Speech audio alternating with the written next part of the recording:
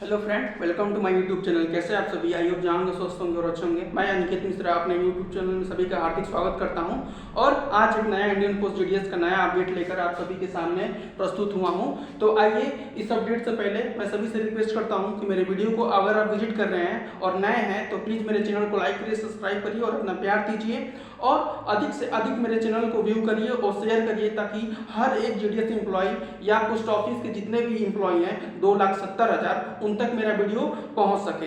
तो आज का ये टॉपिक है भारतीय डाक विभाग न्यू अपडेट। जी हाँ, आज कुछ नया अपडेट आया है और मैं आपके सामने आज पूरा GDS promotion and structure process पूरा लेकर आया हूँ। जी हाँ, ये सारा चीज लेकर आया हूँ आपके सामने कि जीडीएस से लेकर और आईपीएसडी आईडी कैसे बना जाता है इस विभाग में, तो मैं सारा लेकर आया हूँ। साथ में मैं बताऊंगा कि जो संशोधन द्वारा मांग किया जा रहा है, अभी जीडीएस 2 साल पे आया हुआ है, तो इसके अकॉर्डिंग आप लोगों को संशोधन ज्यादा पसंद है या जो जीडीएस का स्ट्रक्चर है वो पसंद है। तो आइए हम वीडियो शुरू करते हैं। शुरू करने से पहले सभी से रिक्वेस्ट करूंगा कि आप लोग सभी लोग जुड़ जाइए और अधिक से अधिक व्यू करिए, ज़्यादा से ज़्यादा इन्फॉर्मेशन आप कलेक्ट करिए। भले डिपार्टमेंटल एग्जाम की तैयारी करना हो या आपको इन्फॉर्मेशन जीडीएस से रिलेटेड किसी भी चीज़ का चाहिए तो इस यूट्यूब चैनल पर आपको अवेलेबल मिलेगा। तो आइए शुरू करते हैं। शुरुआत करते हैं। ग्रामीण डाक सेवक की नई भर्ती जुलाई में आवेदन शुरू होगी। जी हाँ, जो हमारे एम्प्लॉय या जो नए बच्चे जो हैं वो ग्रामीण डाक सेवक या पोस्ट ऑफिस में आना चाहते हैं, अपनी सेवा देना चाहते हैं, तो उनके लिए खुशखबरी ये है कि जुलाई माह में, जी हाँ, जुलाई के माह में भर्तियां जो है शुरू होने वाली है। जीडीएस फॉर्म के लिए सारे डॉक्यूमेंट कंप्लीट करवा कर रखें। ये सबसे इंपॉर्टेंट चीज है, कौन कौन से डॉक्यूमेंट लगेंगे और जो बच्चे जानते हैं वो अपना सारा डॉक्यूमेंट तैयार कर दें और मैं इसमें डॉक्यूमेंट भी बताने वाला हूँ। तो नेक्स्ट है कि 10वीं की मार्कशीट, आधार कार्ड, पैन कार्ड, डोमिसाइल मतलब निवास प्रमाण पत्र, फोटो, जो बच्चे जनरल कैटेगरी में आते हैं वो ईडब्ल्यूएस बनवा लें और जो बच्चे ओबीसी और एससी एसटी में आते हैं वो अपना कास्ट सर्टिफिकेट बनवा लें। तो ये सारी चीजें आपको बस इतना चाहिए, आसानी से बन जाएगा और आप लोग अपना प्रिपेयर कर लीजिए। जून माह चल रहा है, केवल 1 महीने है, 1 महीने बाद तो ये नोटिफिकेशन इस भर्ती का आउट हो जाएगा।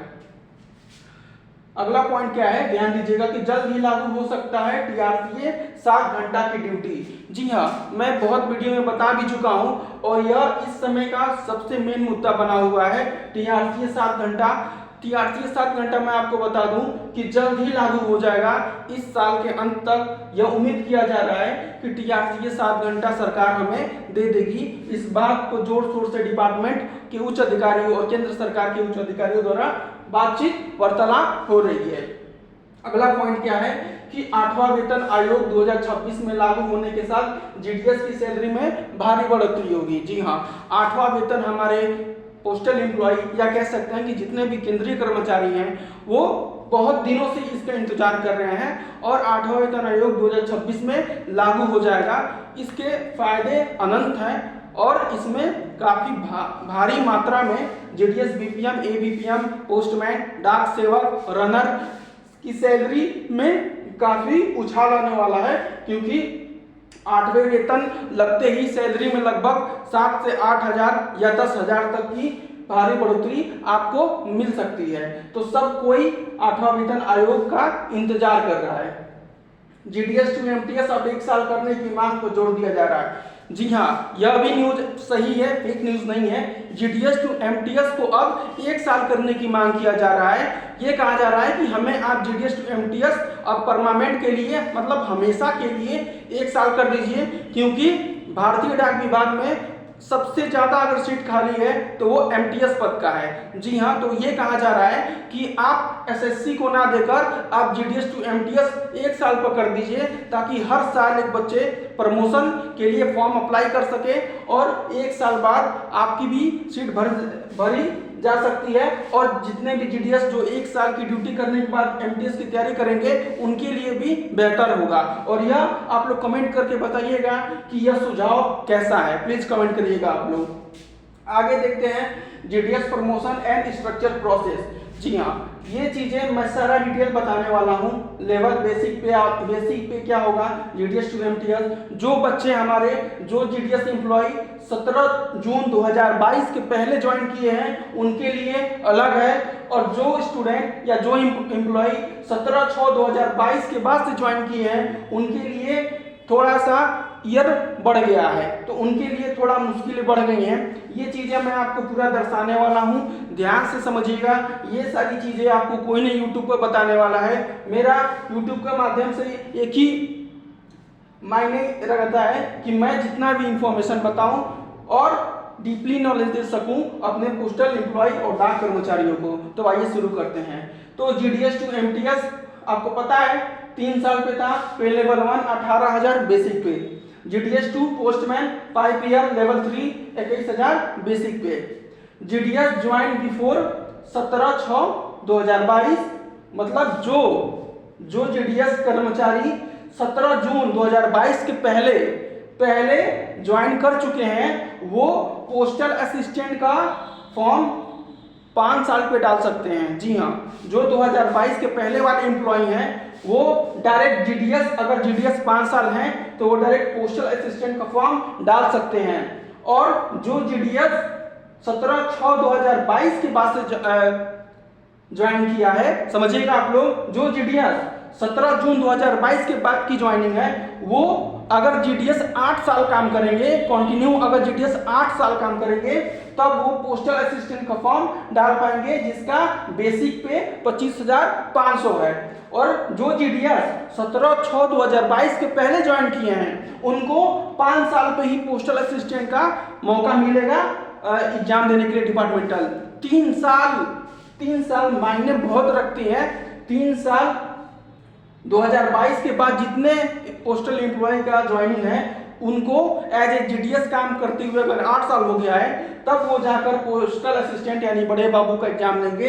और जो भाई बहन जो पोस्टल एम्प्लॉय 2022 के पहले की ज्वाइनिंग है वो केवल 5 साल पे देंगे, यानी 3 साल का घाटा हो रहा है, और ये 3 साल बहुत मायने रखती है। और देखते हैं एमटीएस टू पोस्टमैन। अगर आप एमटीएस से और पोस्टमैन बनना चाहते हैं तो आपको 3 साल लगेंगे, जो कि आपका बेसिक पे होगा 21,700। एमटीएस टू पोस्टल असिस्टेंट, यानी अगर आप एमटीएस से डायरेक्ट पीए का एग्जाम देना चाहते हैं तो इसके लिए आपको 5 साल देना पड़ेगा। एमटीएस में आपको 5 साल काम करना पड़ेगा, तब आप बाबू का एग्जाम दे पाएंगे। पोस्टमैन टू पीए, अगर आप पोस्टमैन से डायरेक्ट पीए का एग्जाम देना चाहते हैं तभी भी आपको 5 साल देना पड़ेगा। एज ए पोस्टमैन आपको 5 साल काम करना पड़ेगा, उसके बाद से आप बड़े बाबू का एग्जाम के लिए अप्लाई कर सकते हैं, जिसका बेसिक पे 25,500 है। अब ये 25,500 के पास प्लस डीए जितना उस समय रहेगा, प्लस एचआरए अलग से मिलेगा, टीए और एफडी फूड अलाउंस, जितना ये प्रोसेस है 25,000 के बाद से मिलेगा। तो ये लगभग आपका 50,000 से अधिक की वेतन प्रति माह बनेगी बड़े बाबू की। स्टार्टिंग के मैं बता रहा हूँ, अगर आप 2 साल 4 साल कर चुके हैं तो आपकी लगभग सैलरी 60 से 65,000 हो जाएंगी। अब एक बात ध्यान आप लोग रखिएगा कि अगर आपको बड़े बाबू से आईपीओ बनना चाहते हैं, पोस्टल असिस्टेंट से अगर आप आईपीओ बनना चाहते हैं तो आपको बड़े बाबू पद पे काम करते हुए 8 साल कंप्लीट होना चाहिए, तब आप जाकर आईपीओ का एग्जाम देख सकते हैं। और जो बच्चे जो एम्प्लॉय इस समय भारतीय डाक में हैं वो आईपीओ का महत्व समझ सकते हैं कि आईपीओ एक बहुत बड़ी चीज होती है, जिसका बेसिक पे 44,900 से शुरू है। जी हाँ, 44,900 से लगभग डीए और एचआरए प्लस टीएफडी मिलाकर लगभग इनकी सैलरी 95,000 से लेकर और 1 लाख के बीच में आती है आईपीओ की सैलरी। और अगर आपको आईपीओ से एसडी और आईडी बनना है, ध्यान दीजिएगा, अगर आपको आईपीओ से एसडी और आईडी बनना है तो आपको आईपीओ में 5 साल कंप्लीट करना पड़ेगा।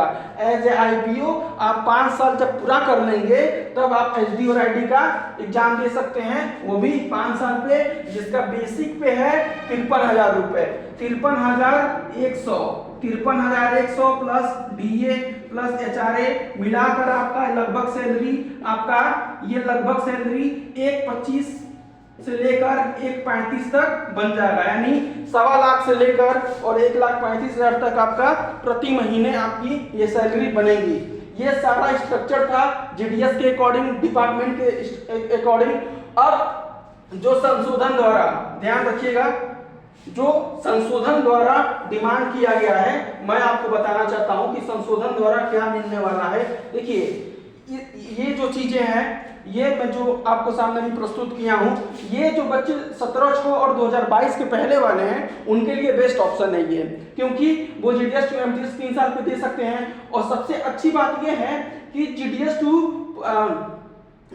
टू पोस्टमैन 5 साल पे दे सकते हैं, और जीडीएस टू पीए जो बच्चे 2022 के पहले हैं वो जीडीएस टू पीए यानी जीडीएस से डायरेक्ट जीडीएस 5 साल आप काम कर चुके हैं तो आप डायरेक्ट पोस्टल असिस्टेंट यानी बड़े बाबू का आप एग्जाम दे सकते हैं। संशोधन द्वारा बात करें तो जीडीएस टू एमटीएस अब 2 साल पे आया है, जिसका बेसिक पे 18,000 ही रहेगा।